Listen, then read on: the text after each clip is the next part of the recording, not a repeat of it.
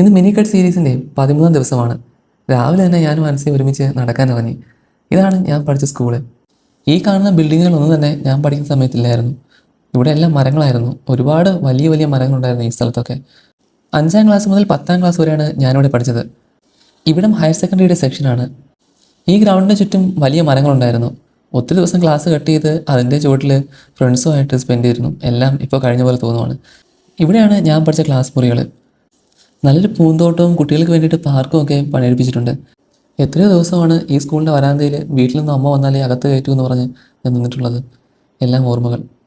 ഇത് തനുവച്ചപുരം ബോയ്സ് സ്കൂളാണ്. ഇതിൻ്റെ ജസ്റ്റ് ഓപ്പോസിറ്റ് തന്നെയാണ് ഗേൾസ് സ്കൂള്. ഞാൻ പഠിച്ച സ്കൂളിൻ്റെ നേരെ ഓപ്പോസിറ്റാണ് ആൻസ പഠിച്ച സ്കൂള്. ഒരു ചെറിയ റോഡിൻ്റെ ഇരുവശങ്ങളാണിവ. ബോയ്സ് സ്കൂളിൻ്റെ കോമ്പൗണ്ടിനകത്താണ് ധനുവച്ചപുരം IHRD. അതുപോലെ തന്നെ ഈ രണ്ട് സ്കൂളുകൾക്ക് അടുത്തായിട്ട് NSSൻ്റെ സ്കൂളുമുണ്ട്. ഇതുവഴിയായിരുന്നു ഞാനും കൂട്ടുകാരും സ്കൂൾ വിട്ട് വീട്ടിലേക്ക് പോയിരുന്നത്. കണ്ണൻ്റെയും സവൻ്റെയും കൂടെ മീനും നത്തയും ഞണ്ടും ഒക്കെ പിടിച്ചു നടന്നത് ഒരു കാലം. നടന്ന് തളർന്ന് ഒരു പരുവായി ഞങ്ങൾ വീട്ടിലെത്തി ബ്രെഡും ചിക്കനും കഴിച്ചു. അതിനുശേഷം ഇന്ന് കാർഡിയോ പ്ലസ് കോർ വർക്കൗട്ടാണ് ചെയ്തത്. വീക്കിലി ഒരു ദിവസമെങ്കിലും കാർഡിയോ ചെയ്യുന്നത് നല്ലതാണെന്ന് തോന്നുന്നുണ്ട്. കാരണം ഇത് നമ്മുടെ സ്റ്റാമിനയൊക്കെ ഒന്ന് ഇമ്പ്രൂവ് ചെയ്യാനായിട്ട് ഹെൽപ്പ് ചെയ്യും. പ്ലസ് എൻഡ്യൂറൻസ് നമുക്ക് കൂട്ടാം. എല്ലാ സാറ്റർഡേയ്സിലും കാർഡിയോ വർക്കൗട്ട് സിമ്പിളാണെന്ന് പറഞ്ഞാൽ സ്റ്റാർട്ട് ചെയ്യുന്നത്. പക്ഷേ തുടങ്ങി കഴിയുമ്പോഴത്തേക്കും യൂഷ്വലി ജിമ്മിൽ എടുക്കുന്ന റെസ്റ്റിനേക്കാളും കൂടുതൽ ടൈം ഞാൻ റെസ്റ്റ് എടുക്കാറുണ്ട്. പക്ഷേ കാർഡിയോ വർക്കൗട്ടിൻ്റെ പ്രത്യേകതയുണ്ട്. പ്രോപ്പറായിട്ട് ഈ കാർഡിയോ നമ്മൾ ബ്രീത്തിങ് കൺട്രോൾ ചെയ്ത് കഴിയുമ്പോഴത്തേക്കും നമുക്ക് തന്നെ നല്ലൊരു ഹെൽത്തി ആയിട്ടുള്ള ഒരു ഫീല് കിട്ടും.